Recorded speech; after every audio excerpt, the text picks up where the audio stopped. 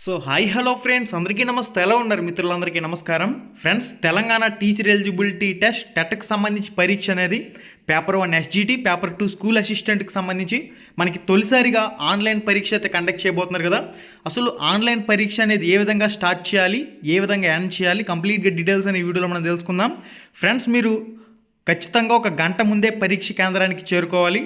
Traffic ఇబ్బందుల్లో చిక్కుకోకుండా exam సెంటర్కి చేరుకోవాలి కాబట్టి దానికి తగ్గ ప్రణాళికతో సిద్ధంగా ఉండండి. పరీక్ష కేంద్రానికి ఖచ్చితంగా ఒక 2 గంటల ముందుగానే పరీక్ష కేంద్రం వద్దకు చేరుకుని కూర్చోండి.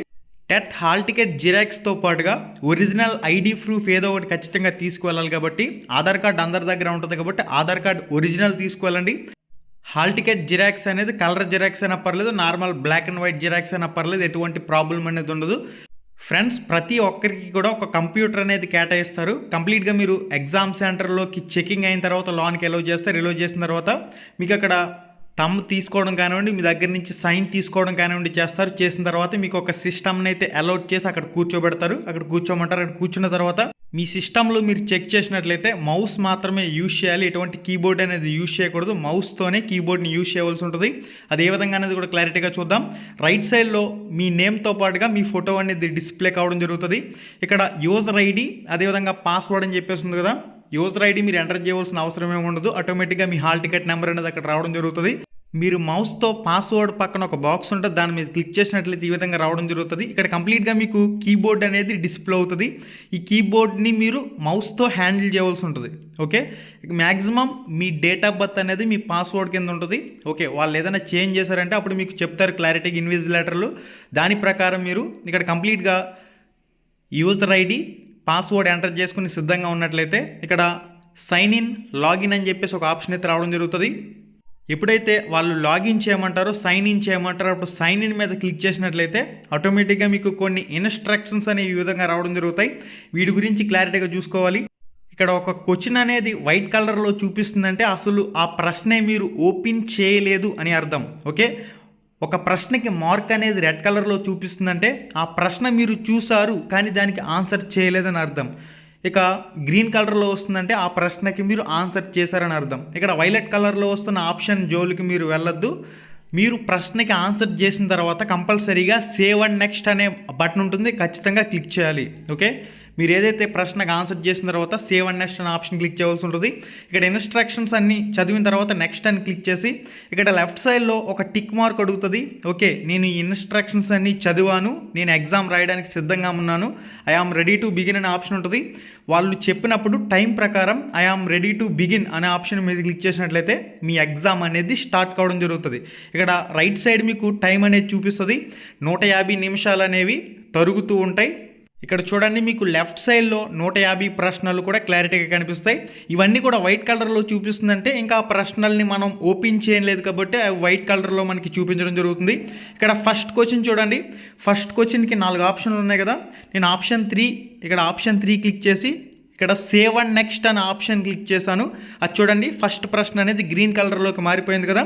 అంతే గాయ్స్, సింపుల్గా ఈ విధంగా 150 ప్రశ్నలకి మీరు ఆన్సర్ చేయవలసి ఉంటుంది. ఓకే, ఇక్కడ ప్రశ్న వచ్చిన తర్వాత సెకండ్ ప్రశ్న చూడండి, ఆప్షన్లు అనేవి క్లారిటీగా ఉన్నాయి. ప్రశ్న అంతా క్లారిటీగా చదువుకుని ఆప్షన్లన్నీ కూడా క్లారిటీగా చూసుకుని మీరు కరెక్ట్ ఆన్సర్ ఏదనుకుంటున్నారనేది క్లారిటీగా ఆప్షన్ మీద క్లిక్ చేసి ఇక్కడ సేవ్ అండ్ నెక్స్ట్, ఖచ్చితంగా సేవ్ అండ్ నెక్స్ట్ క్లిక్ చేసి తీరాలి.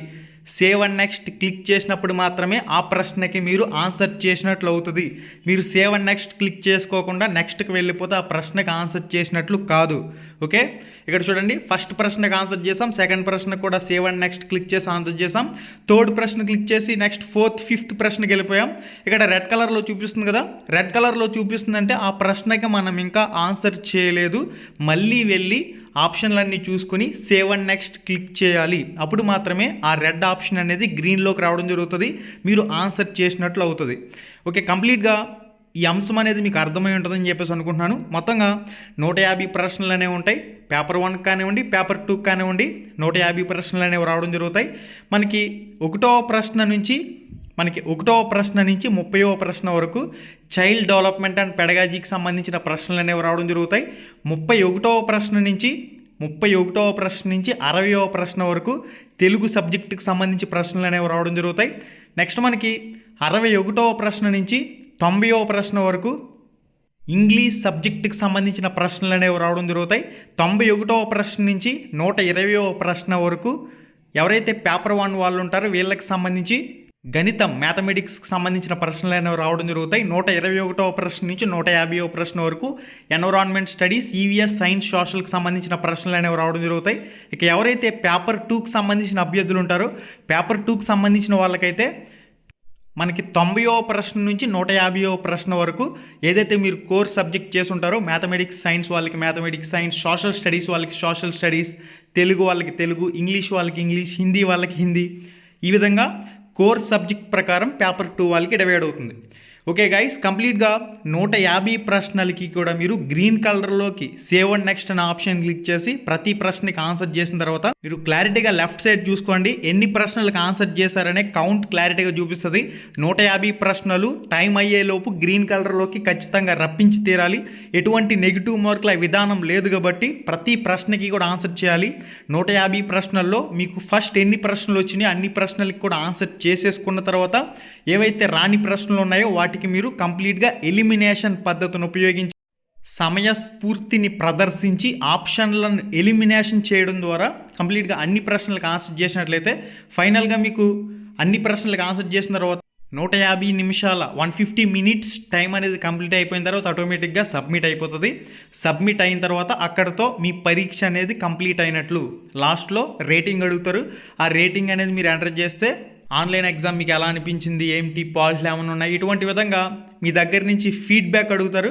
ఆ ఫీడ్బ్యాక్ అంతా కూడా మీరు అక్కడికి ఇస్తే ఆటోమేటిక్గా మీ ఎగ్జామ్ అనేది అక్కడితో కంప్లీట్ అయిపోద్ది. ఓకే గైస్, ఆన్లైన్ ఎగ్జామ్ ఏ విధంగా ఉంటుందని మీరు భయపడవలసిన అవసరం లేదు. ఆన్లైన్ ఎగ్జామ్ చాలా ఈజీగానే ఉంటుంది. మీరు ఈజీగా రాయగలుగుతారు కాబట్టి ఎటువంటి టెన్షన్ తీసుకోవాల్సిన అవసరం లేదు. ప్రశాంతంగా పరీక్ష రాయండి.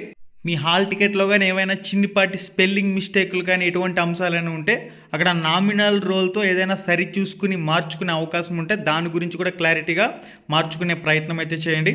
ఓకే గైస్, ఇది కంప్లీట్గా సింపుల్గా ఆన్లైన్ ఎగ్జామ్ అనేది ఈ విధంగా ప్రాసెస్ అనేది జరుగుతుంది కాబట్టి ఇక హాల్ టికెట్లో ఉన్న ఇన్స్ట్రక్షన్స్ గురించి మీకు ప్రత్యేకంగా చెప్పవలసిన అవసరం లేదు. ఎటువంటి ఎలక్ట్రానిక్ పరికరాలు కూడా ఉపయోగించరాదు. ఎటువంటి ఎలక్ట్రానిక్ పరికరాలను కూడా ఎగ్జామ్ హాల్లోకి ఎలో చేయరు కాబట్టి మీరు దానికి అనుగుణంగా ఎగ్జామ్ సెంటర్కి చేరుకుని పరీక్ష రాయవలసి ఉంటుంది. ఇంకొక ముఖ్యమైన విషయం ఏంటంటే ఆన్లైన్ ఎగ్జామ్ పరంగా మీకు ఏదైనా సందేహం వచ్చినప్పుడు, మీకు ఏదైనా అర్థం కాని వెంటనే మీరు ఇన్విజిలేటర్ని సంప్రదించండి. సిగ్గుపడవలసిన పని లేదు.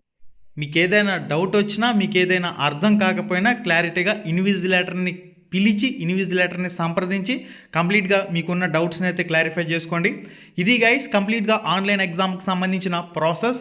అందరూ ఎగ్జామ్ బాగా రాయండి, ప్రశాంతంగా రాయండి, సమయస్ఫూర్తిని ప్రదర్శించి మంచి స్కోర్ చేయాలి ప్రతి ఒక్కరు కూడా.